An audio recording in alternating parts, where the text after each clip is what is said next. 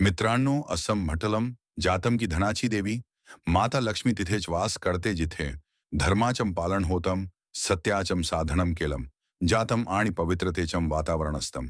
पण जेव्हा मनुष्य काही विशेष पापम करतो, काही अशा चुका करतो ज्यामुळे त्याचं घर परिवार दूषित होतं, तेव्हा माता लक्ष्मी ते घर सोडून देतात आणि दारिद्र्य आपोआप त्या ठिकाणी येऊन बसतं. आज आपण ह्याच विषयावर एक गुप्त रहस्य उलगडणार आहोत. होय, आजच्या या व्हिडिओमध्ये आम्ही तुम्हा सर्वांना सांगणार आहोत की नक्की कोणती ती तीन पापम किंवा चुका आहेत, ज्या जर कोणी केल्या तर त्यांच्या घरातून कायमस्वरूपी माता लक्ष्मी निघून जातात आणि मग कितीही प्रयत्न केला तरी ते घर कधीच सुखी राहत नाही. पण ही तीन पापम सविस्तर जाणून घेण्याआधी आम्ही तुम्हा सर्वांच्या आमच्या चॅनेलवर मनपूर्वक स्वागत करतो. आमच्या चॅनेलवर तुम्हाला धर्म, ज्योतिष आणि वास्तुशी संबंधित अशी अनेक अमूल्य रहस्य समजावून सांगितली जातात, जी तुमचं जीवन यशस्वी, सुखी आणि समृद्ध बनवू शकतात. म्हणूनच जर तुम्ही अजून आमच्या चॅनलला सबस्क्राईब केलं नसेल तर लगेच सबस्क्राईब करा आणि सोबतच घंटीचं चिन्ह दाबायला विसरू नका, म्हणजे जेव्हा आम्ही नवा व्हिडिओ अपलोड करू तेव्हा तो सगळ्यात आधी तुमच्यापर्यंत पोहोचेल.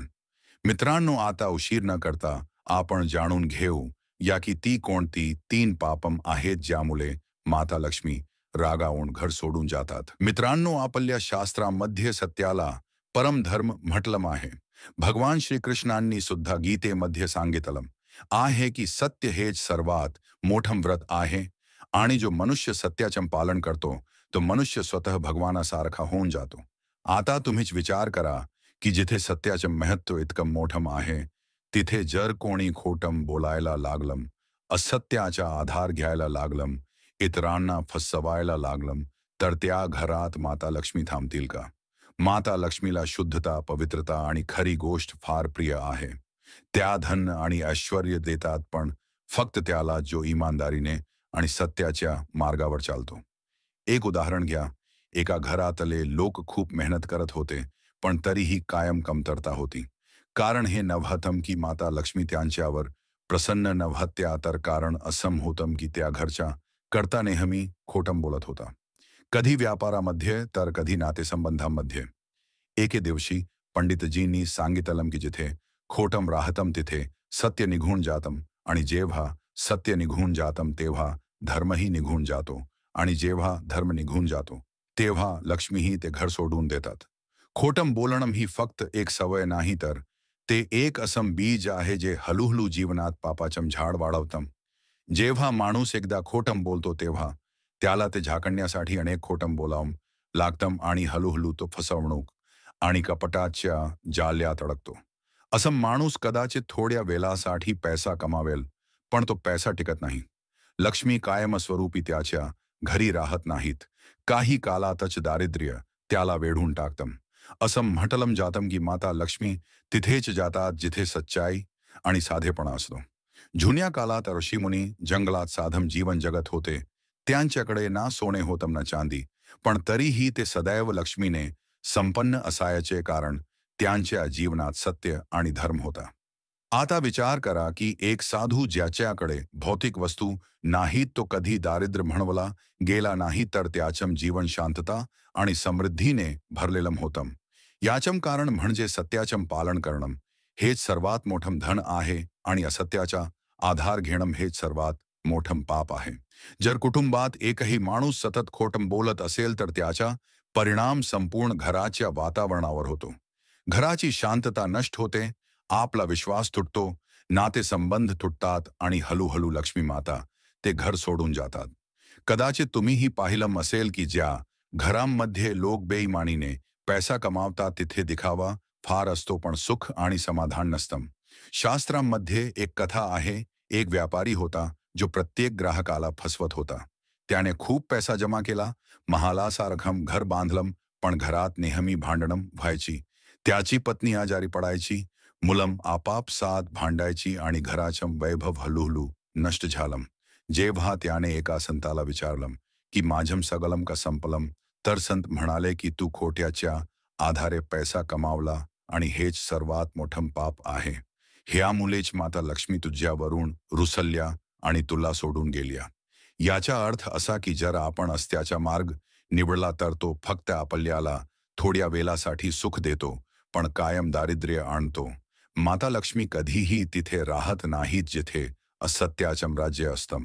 तुम्हाला हेही माहीत असलं पाहिजे की सत्य फक्त शब्दांमध्ये नसतं तर आपल्या कृतीमध्येही सत्य असलं पाहिजे. कोणी बाहेरून गोड बोलू शकतो पण आतून तो फसवणूक करणारा असेल तर ते खोटंच मानलं जातं. सत्याचा अर्थ आहे इमानदारी, पारदर्शकता आणि पवित्रता. म्हणूनच पहिलं पाप आहे खोटं बोलणं आणि असत्याचा आधार घेणं. हे पाप हळूहळू माणसाला दारिद्र्य आणतं, कुटुंब तुटतं, समाजात मान सन्मान निघून जातो आणि सगळ्यात मोठं नुकसान हे होतं की माता लक्ष्मी त्या घरातून कायमशम निघून जातात. मित्रांनो, दुसरं पाप ज्यामुळे माता लक्ष्मी घर सोडून जातात ते म्हणजे नशा करणं आणि अपवित्र आचरणात गुंतणं. आपल्या शास्त्रांमध्ये सांगितलं आहे की नशा मनुष्याला अंधाराकडे नेतो. मग ते दारू असो, गांजा असो, बीडी सिगारेट असो किंवा कुठलंही व्यसन असो, हे सगळं मनुष्याची चेतना नष्ट करतं. जेव्हा चेतना नष्ट होते, विवेक संपतो, तेव्हा मनुष्याला योग्य आणि अयोग्य यात भेद करता येत नाही. असा मनुष्याचं घर कधी सुखी राहत नाही आणि माता लक्ष्मी तिथून निघून जातात. नशा फक्त शरीराला नाही तर आत्म्यालाही आणि मनालाही अपवित्र करतं. जो मनुष्य नशा करतो त्याचा स्वभाव बदलतो, तो क्रोधी होतो, अपमानकारक भाषा बोलतो, घरात अशांती पसरवतो. एक दारू पिणारा बाप आपल्या मुलांना काय संस्कार देणार? नशेत बुडालेलं मन कोणतं पुण्य करू शकेल? म्हणूनच नशा करणारा घर हळूहळू दारिद्र्यात बुडतो. पुराणात एक कथा आहे, एक राजा होता जो खूप पराक्रमी होता, पण हळूहळू त्याने मद्यपान सुरू केलं. दारूने त्याचा विवेक हरवला, त्याने राज्याच्या नीती विसरल्या आणि फक्त स्वतःच्या सुखात रमू लागला. त्याचा परिणाम असा झाला की शत्रूंनी राज्यावर आक्रमण केलं आणि त्याचं सगळं काही नष्ट झालं. धन, ऐश्वर्य, वैभव सगळं हातातून गेलं. आणि हाच तर माता लक्ष्मीचा कोप आहे. त्या नशेला तिरस्कार करतात आणि अशा ठिकाणाला लगेच सोडून जातात. नशा फक्त धनाचा नाश करत नाही तर आरोग्याचंही नुकसान करतो. जेव्हा आरोग्य बिघडतं तेव्हा घरात आजारपण पसरतं. आणि तुम्हाला माहीत आहे की आजारपण हीच सर्वात मोठी दारिद्र्यता आहे. आजारपण आल्यावर लाखो रुपये खर्च होतात, कुटुंब दुःखी होतं आणि घराच्या प्रत्येक कोपऱ्यात दारिद्र्य भरतं. माता लक्ष्मी कधीच तिथे राहत नाहीत जिथे शरीर आणि मन पवित्र आहे.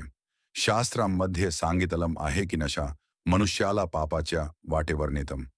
नशेतला माणूस चोरी करू शकतो, खोटं बोलू शकतो, इतरांचा अपमान करू शकतो आणि सगळ्यात मोठं पाप म्हणजे आपल्या कुटुंबाची प्रतिमा नष्ट करू शकतो. तुम्ही बघाल की ज्या घरात नशा आहे तिथे सतत भांडणं असतात, नवरा बायकोचं नातं तुटतं, मुलं भीतीच्या वातावरणात मोठी होतात. अशा घराला माता लक्ष्मी आपलं स्थान कसं देतील? नशासोबत अपवित्र आचरणही या पापात येतो. अपवित्र आचरण म्हणजे वाईट कर्म, व्यभिचार, चारित्र्य भ्रष्टता आणि दुसरं यांच्या स्त्रियांकडे वाईट नजरेने पाहणं. लक्ष्मीला पवित्रता प्रिय आहे. त्या कधीच अशा घरात राहणार नाहीत जिथे आचरण गढूळ आहे. तुम्ही पाहाल की ज्या कुटुंबांमध्ये चारित्र्यहीनता आहे तिथे कधी शांती राहत नाही. बाहेरून ते कितीही श्रीमंत वाटत असले तरी आतून ते घर रिकामं असतं. नशा आणि अपवित्र आचरणाचा आणखी एक परिणाम म्हणजे आलस. नशा करणारा मनुष्य कर्मापासून दूर जातो. तो मेहनत करणं सोडतो आणि मेहनत शिवाय लक्ष्मी कधी कोणाकडे येत नाहीत. लक्ष्मीला श्रम आणि परिश्रम फार प्रिय आहेत. जो कर्मठ आहे, जो सकाळपासून संध्याकाळपर्यंत मेहनत करतो, लक्ष्मी त्याच्यावर प्रसन्न होतात. पण जो नशेत बुडालेला आहे, ज्याने शरीर आणि मन अपवित्र केलं आहे, लक्ष्मी त्याच्यावर रुष्ट होऊन दूर जातात. आता तुम्ही विचार करा, एक साधम घर आहे जिथे लोक साधम जेवण खातात, मेहनत करतात, पण तिथे नशेचं नावही घेतलं जात नाही. तिथे सगळे पवित्र आचरण ठेवतात. तर त्या घरात जरी जास्त पैसा नसलं तरी लक्ष्मीचा वास असतो. शांती, समाधान आणि सुख मिळतं. पण दुसरं घर आहे जिथे कोट्यवधींची संपत्ती आहे पण रोज संध्याकाळी दारूच्या बाटल्या उघडतात, अपवित्र कर्म होतात, तर असं घर कधी सुखी राहू शकत नाही. तो पैसा फक्त दिखाव्याचा असतो, कायमस्वरूपी सुखाचा नाही.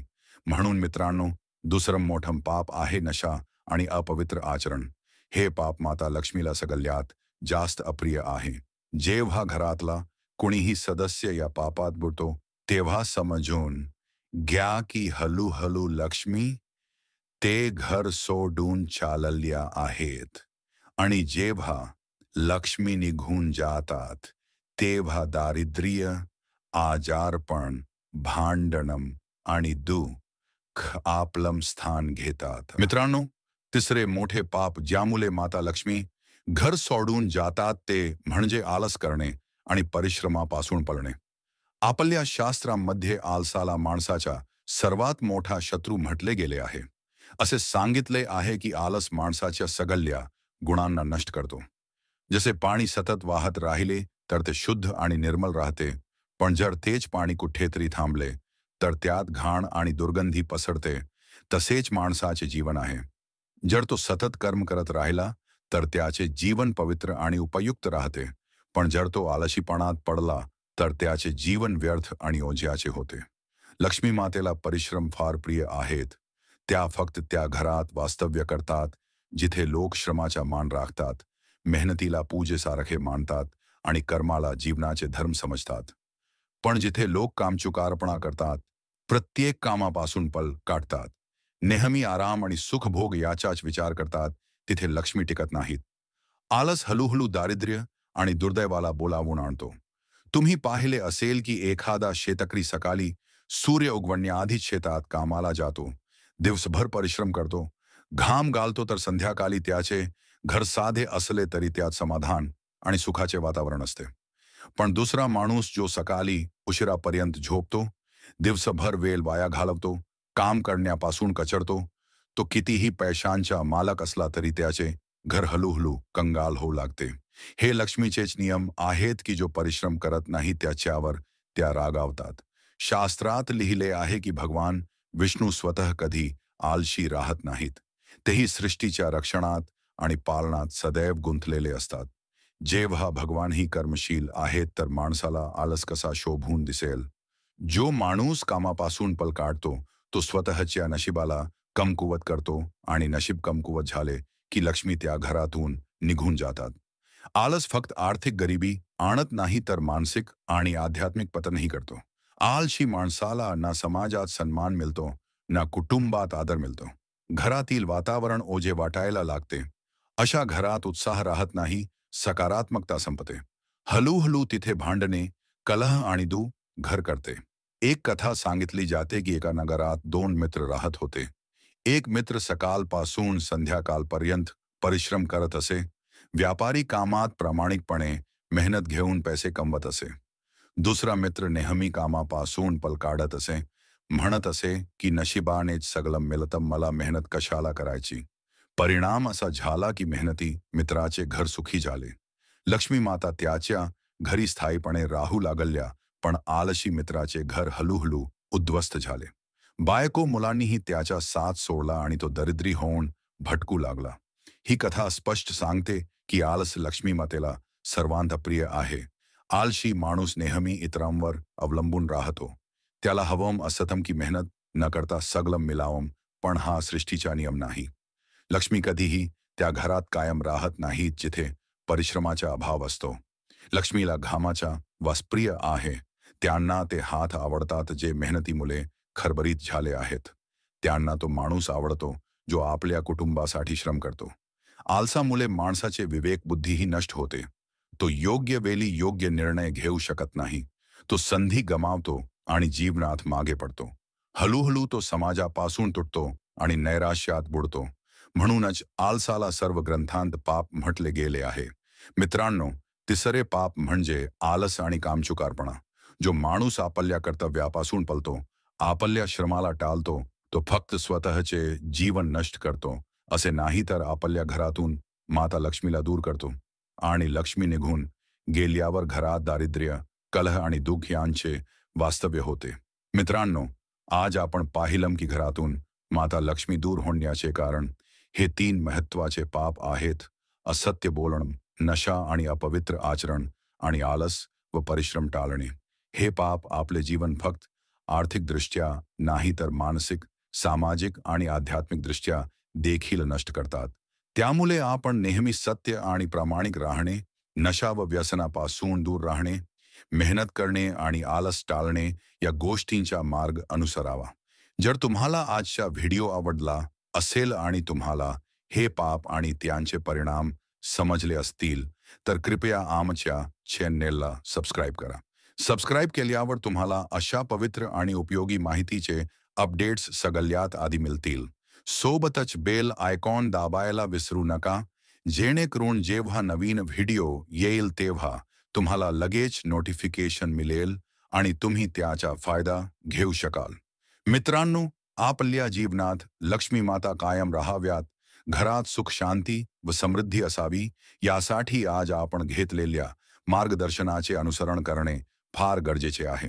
तुम्ही हा व्हिडिओ मित्रांसोबत, कुटुंबासोबत शेअर करा, जेणेकरून त्यांनाही या महत्त्वाच्या पापांविषयी माहिती मिळेल आणि त्यांच्या घरात लक्ष्मीचा वास राहू शकेल. धन्यवाद मित्रांनो, पाहण्याबद्दल आणि वेळ देण्याबद्दल. माता लक्ष्मी तुम्हा सर्वांच्या घरात सदैव वास्तव्य करो आणि तुमचं जीवन सुख, समृद्धी आणि शांतीने भरलेलं असो. जय श्री राम, जय श्री कृष्ण.